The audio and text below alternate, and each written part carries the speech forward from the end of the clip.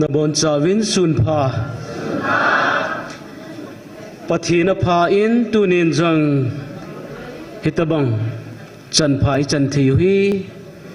ฮอบอลเทียเลตุนิจไลมุนหงยิมโลไม่เทียวหินเจจันโลปีกษาอินตุเลตัวตาสาดัมโลอิสุปิโนเลนาวนูจงอาทิลสุฮยังจูปะทีนนโตกิดังตาสันนาดิ่งดัดหอดิ่งอากิติลเขานตาหิดินกลาอินเจจันโดยปีหินจุลต่อคอมพิวเจอสิจงเก็บปาทุกันเซนจุลตุนินพาดฮิตบังมันตั้มตาหินปียลำกายหอเจอสิจงเก็บปาทุกันเซน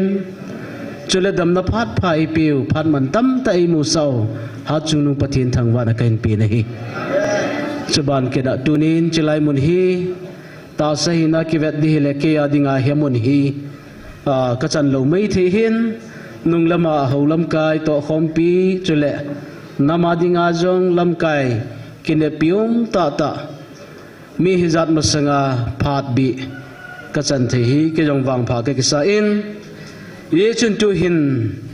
เอหอฮีเอวังพัดนาวฮีฮิตบังอิตบังบอยนะฮะเส้นอมจงเลจิลายมุนาฮีปะทินบุญเทียดิงาอิจาวหูฮิวังผากสามนี้January จาริกสมทุมลักขัดนิจุนไซบุลโพสต์กิเซย์ทั้งจูกากจีอินกาลดอทโพสกิติจูปุระอพอลหงันจังุมนาฮิตาอินมันจะยังจูเซย์ดอเทลตัมปิอุมนามุนหินเยจุนก็หูบุงลำกายหอโตโพสต์ทุมวิจิตนักจีนาวจุนซาเซียลสมลิลเซียลกิดกับปูวินยันจังเบกทุมกับปูวินอาศัยนับเป็นจูมินิทสอมนีตบังฮีมูลติงจางกิกลหินก็กลงอาวาสุกเวทสุอาเลภายเลงก็สุกเวทสุเฮจนอามุนเลอมูลตาอีกวาลูได้เลอินัมกันทีนี้องคิมุจีนี่จีบังจุนจิไลจงตูนี่นามุนเลมูลตาวาลูทอจูสินนามาดิงาปูนันในดิวกตาสนินเจจุนฮาวลิมนาจอมจากกันในมาสังอินที่เฮียพาดุงจุยาอินักเขียนดิววินกระเดยสันตูเลตัวบอยน่ะนามุนหัวดิ่งไงน่ะเต่าดิวกระเดยสันนี่เจหินสามจาเลสอมนี่ละงานะหินสิมโดอิงกตินสามจาเลสอมนี่ละงานะอาจังขัดหินปะกายาคิงไอจิงมีเตียจุไซออนมูลสังตะบังหินตุนโซนาอุมาสุลิงหอยเฮลดิ่งฮีฮาเลลูยาเมนปะกายาคิงไอจิงมีเตอติเออีบอลไอชิลายจายอนมูลสังติฮัมติสกอลลฮอเลขสุนทีมฮอเลไอโลมิจิงมิทีมฮอมูดานินเลขจีปาฮีอียมติลกังปูปีลังอาคนจีฮิเลกูบรูมูลตะบังติไม่เทยจอนะไอโลวาเลดามลังตะกินไอเดียวขนมเฮียนลังเลทิงบุงมูลตะบังติไม่เทยไอเลขจีปาฮีฟาลิสตันกัมมาอันจีฮิจิจุนBalisan gama dinga mul sang min thang khat chu jayon mul sang ti anamang chane ye chun chilaya hin ivedal mul kiti hi mul ti lo tu na building khum ho jong hi kisuling zo lo cho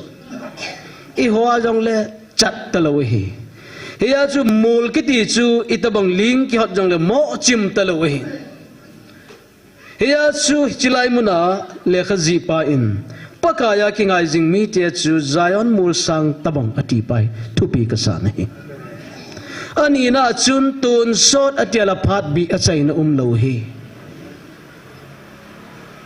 mi te pau chun ki sei han lang hele present perfect continuous in the light na ding ton sona kum hijat phala beiding bc hijat apana edi hijat ka ding ti ke sei po nahi tun so ti pa hin ei pa wa chu achai na talo ya chu hitya chu jing ding ho chu koi ham tel pakaya ki ngai ho ati nahi ate ka na chun mul sang to ate ka nahi ye chun tu ni hin gam ki phai Sadal Hills ai lowale e ho lam ka jong hi khantona pe no hi kidiam tu le ki sei sit hi khan na pe no hin kampo pilhang ka chin cycle hang Sadal Hills ka chin gal sung hin ka pathovin ka vet lam ka mi tam na pen ami mo tam na pe na hi ikigialo ngai ai lai cho zo si chunga chun tu ni hin mun tina hin ta san jong ki got na ni vin ai lai ho ta sa ki got na ni macha ga la zo lo di ye chun tun jong imi sa ho athi mang tamai thei a ki sukha tamai thei tunin nang le ke ni het thei lo hi ai la tu ai ngai cha do poi mo pen chu pathi nai ki su no wa pathi nai tau wa hele Daniel le aloi ho Sadrat Mesat Abednego ho banga chu pathi ni ni din pi wala inam se pe inam lam kai imi te ho hu hingam di ti ka sei do no mi dai tu ni hin gyal lo han su pi te ho tu na nang le ke chwa nom ta pathi ni bel thei Delhi Kolkata Bombay ya ho gal jo ba zam do ho loi kha chu to na ji hin agam ago ain sumi dalha akhu sumi dalha a aman sumane kham kham zam pi ho Manipur gama ku ki chate ane ki chai te la hoi lai zu diu hum phai sunga nu mi sa lai ta win phai sunga si thei lo ding ni ge alovin mit phat ka lovin pathi ni na tip ni holin phat chun vut vai ki tungai hong sai venga kaloi ho kharin ka in mun chu pangal ho ka sola ka gavat sa la ka in mun jong ke thei ta pui ti ni na ai la phai sunga jong mi tam pin no mi sa lai u chin hi chi ding chi gyal pu vin hi tonen lam ka mi te hon jong hi chi ding gyal ngai hi lam ka mi tam na hi in ikimo sun lo diu pathi nai ki sun diu ti ka sei do no nam lam kai nam gal sat ho khat ve kang po pi sai ku la pan ka hong chun nam gul hang ho namun chu taw na kai nei pi pen bai da ka ngin kalal ma en kalal wang chun volunteer lo kan til ko vin taw na ka nei pi la mo jong ke ba vin le chun num ka sa in ka do pen chu ai le sipai hung le ina ti diu ham sipai hung la ka jam diu apoi mo na dung zu ya chu nama dinga ki pi do ka hiu te ke la thal kal ha diu hi ti bol de hi ka ti ji ken dong na I thal chu mi mo pi sa nga athi ding ai ki pe do nam ngai lu nai ki pe do le bol de hi ti chu ke chi pian he ta banga min gan thei ta hin kho man jing lai hin tu nin hi chi lai mun aga pang thei lo ga chi zo lo hon tu nai bol thei taw nai hi ti ka sei do no he chun tu le tu den muna hi zan la pa chun new si veda hi le Sadar Hills lang gam ki phai mun chom choma chun ki god ding dan group a chun kamu in ahin la e ho lang hi lam kai hon aki go ding dang chu gong nan tin he jong le mi pi ho het thei chu lo hin na he jong la tuina boi tai ti chu izau hi ta jin tunin hingjing pathin Jehovah Jireh sa sumanga lo sa thei pathin chi belova mit hi se ngai taw wala pathinin gamgi avian bit ti pakai min ka sei do ni akhu jong sei dang ka tin khu khada posting pastor posting ka china chun mong phung khat ke na cho sei gim nei ven hilai hi phat ma sa pana gam gim nei hi ti ven pathina dingai ki pi thinga pathin lagau thing to kil hana le mong phung lang chila phung hi jong le mi na long challenge bolu pathin chu amo chunga hi ka tin zan baron ka chin kalung thimen taw na kamang ju cha ham chang ka za kha lo hi kum ni kum thumin ho kaman namun khani tunin jong ta san na hi pathinin na to hin ta san nam do pathin na to thelu ti ka sei do no e chun sam zala som ni langa na a pakaya ki ngai jing mi te tunin paka pathin belu tin taw la han a ki sukha the hi gal la tu le hi ama wang gal zon ai chan du hi galika ma la chi ding hin achia mangum ding hin thilaman chunga chu gal lal nei nei pa chu pu na du mai na India tian chamthat gala sa du yang chun hita bonga chu din mun anatuwa Mizoram tian jong nasata gan thi na tuwa achai na wang gal zon hi tunin ku kitian gali sa du wa gan thi thowa inu mai ho iso pinu mai ho akeu tola ki latsa tu na chai nei it ending gal zon adam gal lal le dim ti hi ki sei thei lo hi achang le ki sun lo na achang le ki nap na hung bein achang le ki nap na pungin tunin ikinap na diu le ki sun na diu ikingai na ru pathi na hi ti ka sei do no tunin thildang dang isai masang phat bi khat taw na ina nei diu chu tu le tu a igam sungu Manipur gam sung ku ki chate นูเลปาเตขังท่าฮอนอามุนาดิวตี้ปูนเอาหิฮันลังน้ำสเปย์น้ำกุลหังหิฮันลังตูเลตูดินมุนาบุยนตูฮอเจ้าสิปัทินวันทีเลนดินปีดิงวินตูนินเตานันเอวเต็นอีบอนจานี่หินทีจินเตาเต็นเตาใจนะจุปัสสลทั้งเนวินหินนี่เลกิปามินเต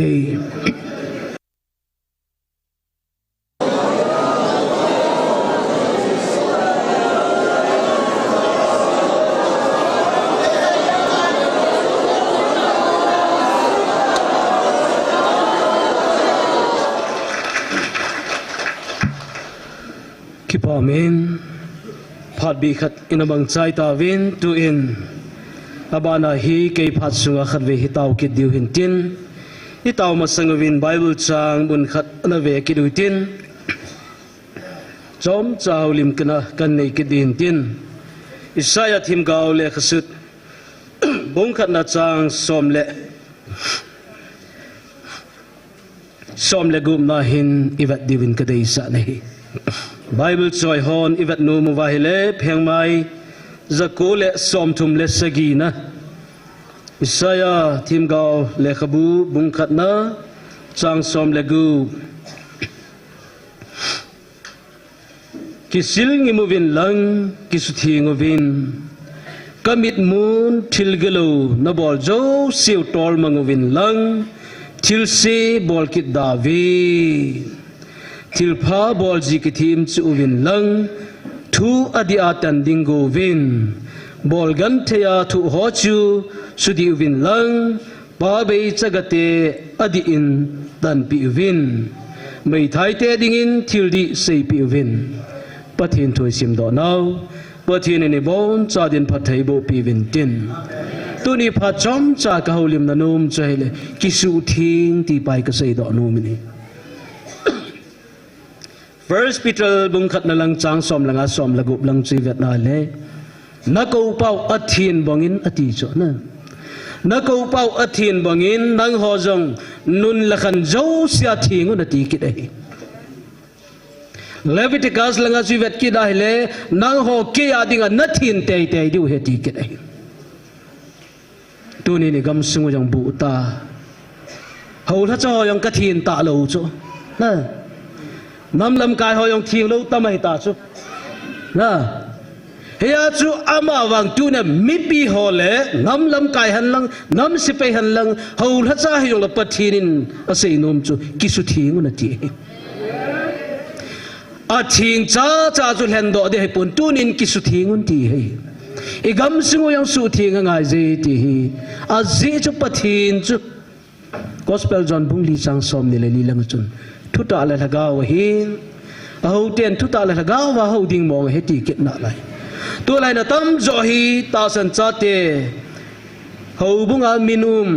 mi ping tha dana ki gel aping tha lo idim tawin ho tha cha tam pi hi qualification ni ki ve gam ta in pathin in qualification ave pu nei Pathin ni lungila vadahin pathin ni davat penche saya thim gau ko ma sei chun ipiham kisu thing ding bo sei nahi mai phavat naum po in azi chu chaga mei thai amin pha ki nahi tu lai cha bol thei jam da bol mo jap chu kidon se be se lo minum sadi ho ina chu ke tabong mi vai chadi ho ki chi ngam be se lo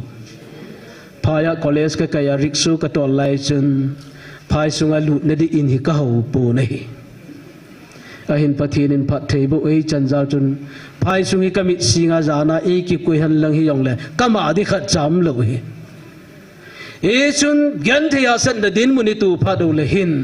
atam zo hi mi pai do tabang i hi we ahin tu nai si do no mu chi chi din mun chu hi jong lo han pathin de ahin khumang hi wa akisu thing nam mi te hi la pathin in phat thei bu diu hi tu ni nam ga lo hi pathin in nama sa penin e ho yong kisu thing ding e gam sing yong su thing di atin tu ni hin thin na chung chang thwa chun a masa pe na tu lai mi te pa la hot topic ti chi pham te ka ni itiu cho tu nin ka ni phalo hi Kani lay bol hi phai sa povin ahin hichilaya judge bolding chu kele nang ka hipu in pathin in Genesis langa chi vedale mihim te ni chu sile pha het na pi chu hi chu pa chun judge thu tan na mane ki bol de hi chun kani hi ka veda hi le ke experience dung zu hin aman tam ji mi jo sin a phalo wa ki tel kani bo sei ta nei na a phalo hi kani jong phalo hi ani na chuni pi ham drugs sa chum ne thei don thei tam pi yong phalo ma hi ti ka sei don tu ni hin loi khat hin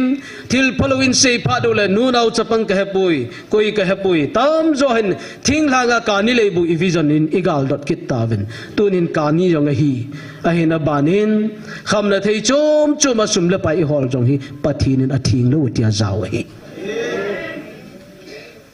athum ma chun tunin na ding dol na ne ding dol na ne lowa na to ding dol na to lowa le chong cho thing lo hi ti ka sei do no min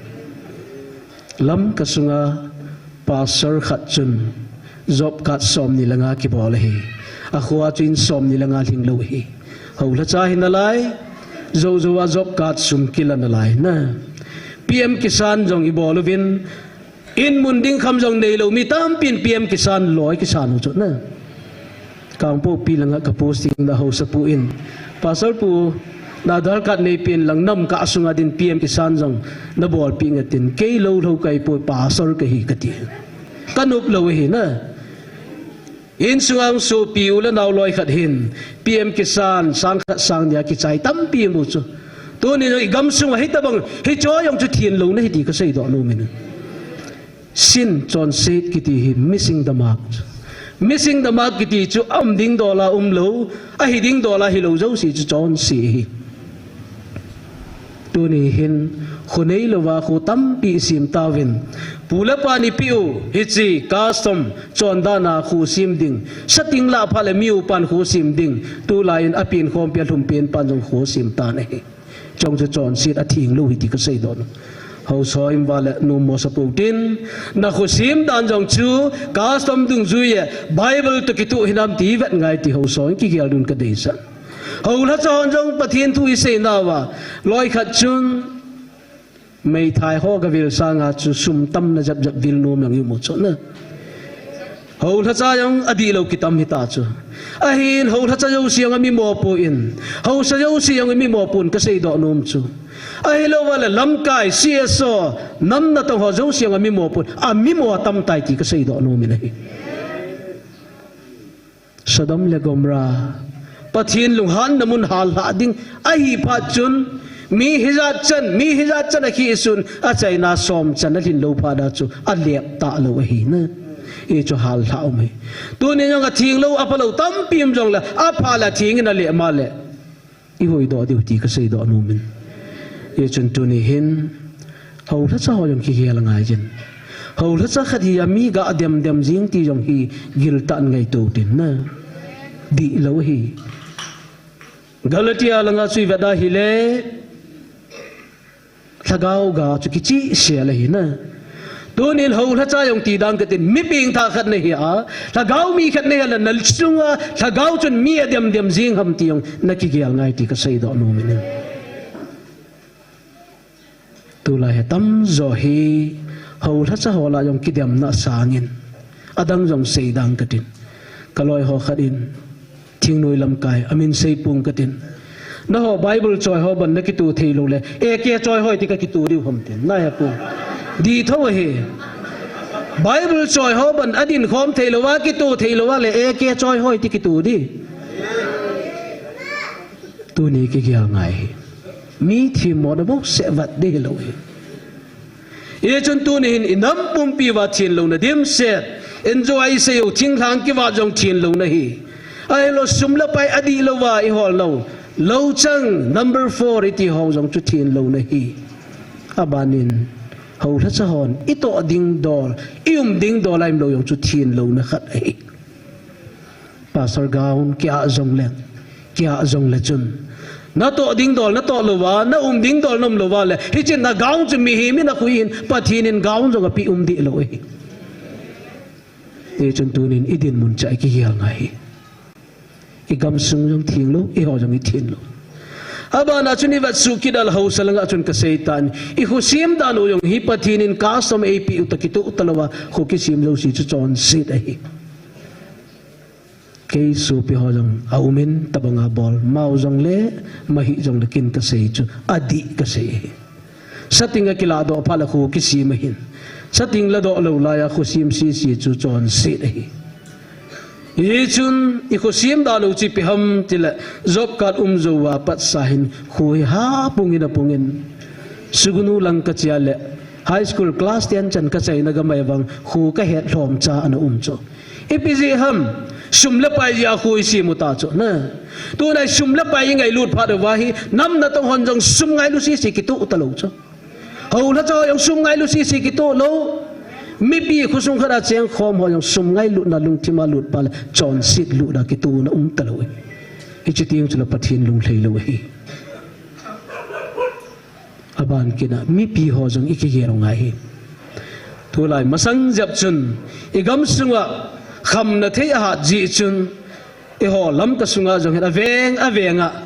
duty nu pi ho na puin kin ka sei pen chi pem hilaya hi na in sung na jina cha na dal hawa golchi kala duty na puwa hechi rotation na bolwa gan thei ta nam sang win na cha teu chi ki pu tup leu chun duty pu rim talo de ka ti na tunin minu mi pa hon ibola ichate dal hawa lampilang highway langa duty po achiu ham na in sunga duty na zo lo ya khulanga na pu hi tunin minu len mi pa hon ki ya ngai ya chu ichate hi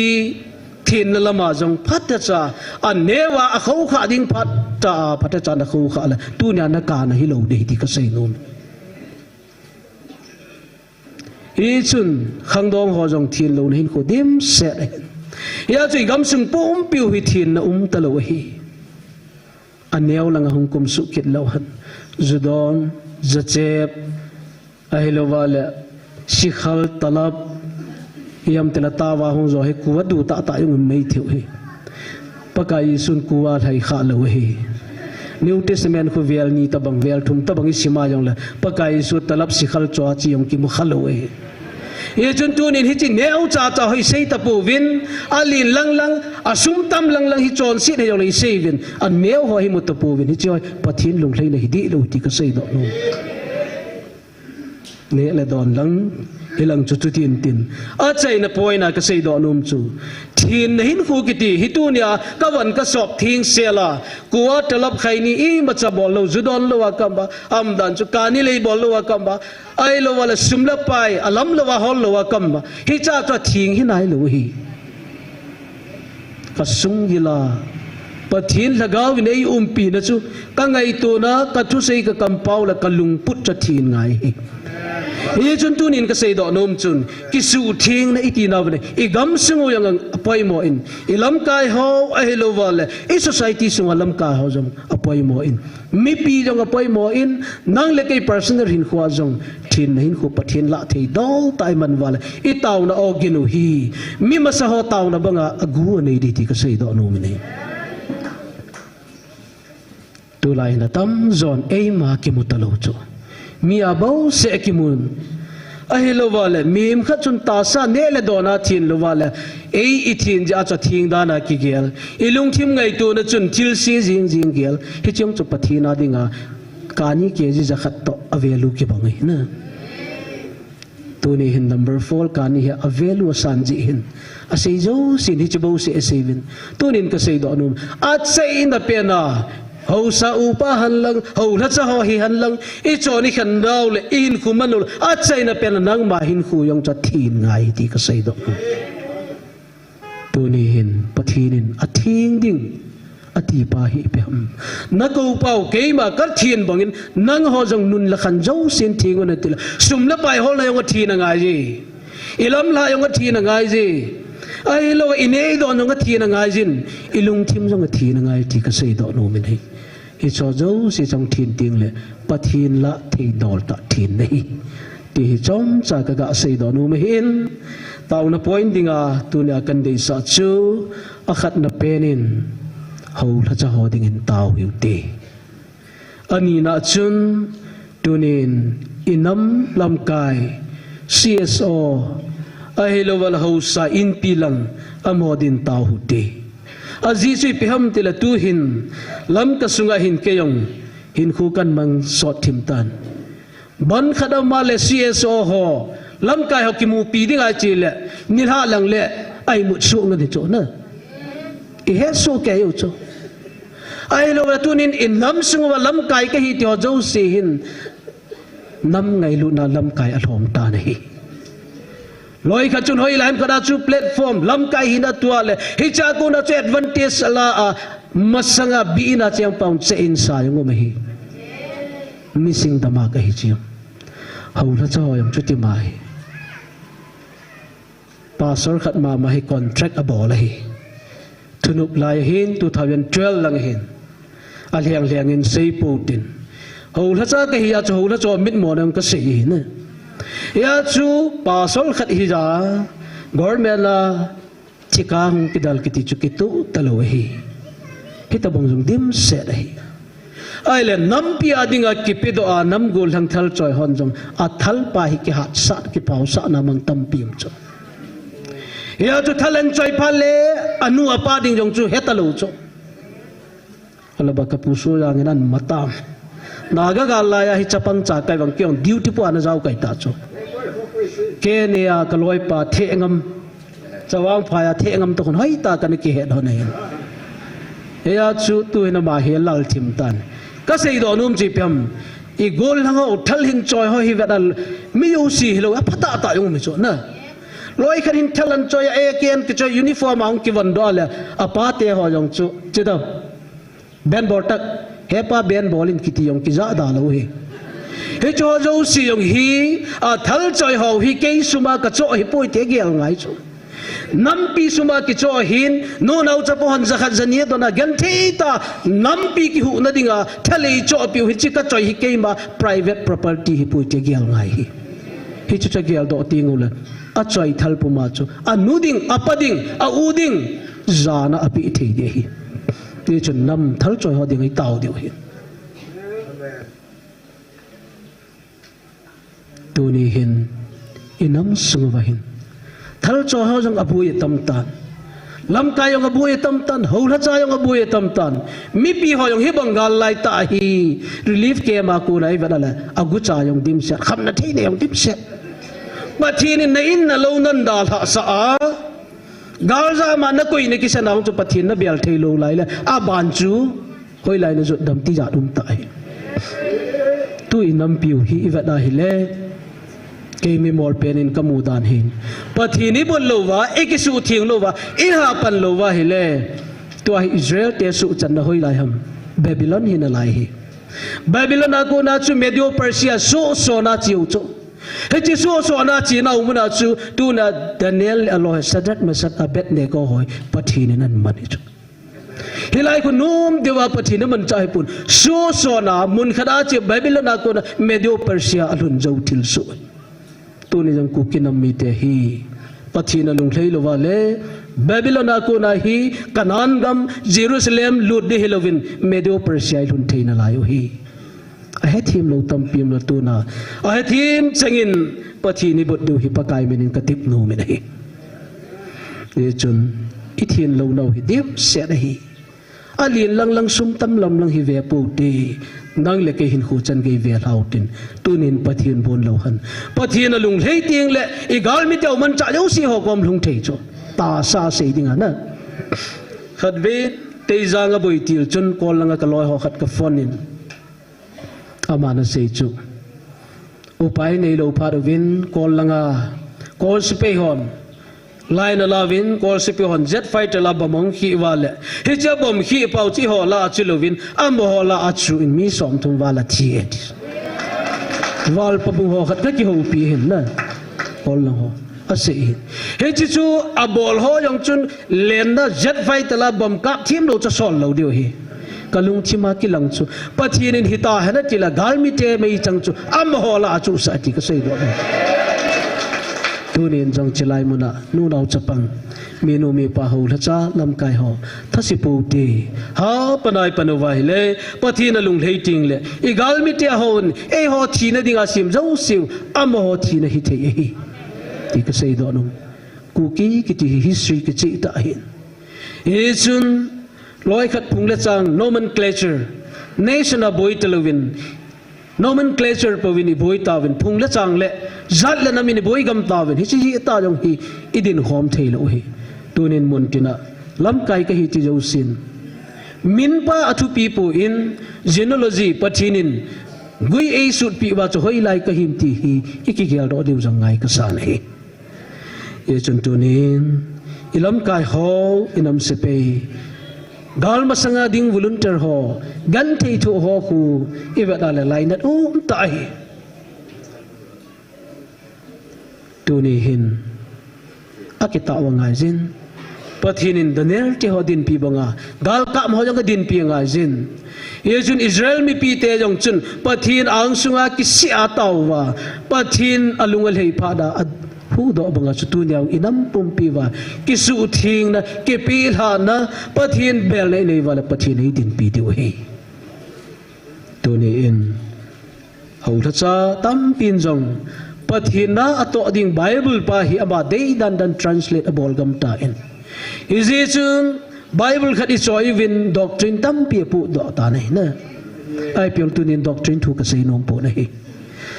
aban kina mi pi hon he deu khat chu theologian hon doctrine thu sei jong la kilomin milhamin doctrine thu Facebook la WhatsApp la i sei ho hi pakai mi nai bol din ka tip no mi nei thim lo ta ki jong le theology chu degree khat da ni ki la in WhatsApp la kin hitabong doctrine thu am ka sei nom lo hi aji chu mi himin amala pathin ki mudan ki bang lo hi ti ka sei do no ke ma pin tha te ngai pun hawin kai na na pin tha the na thing pu na yung na pin tha the i pin tha na ki ba lo wala ama di poi ki ti thei lo hi ye chun tu ni hin inam pum pi wa ilam kai ho ho tha so ding hin sia so chu le nam gol hang nam lam kai ho ding hin ho sa ho ding hin tau ti ti hi achai na pena ka sei do no men tun i bon chan tau hu tin i tau na diu chu ho la cha ho ding hi in nam lam kai ho ding hin nam se pai ho ding hi in chula ho sa ho ding hi chang thuma ana tau hu tin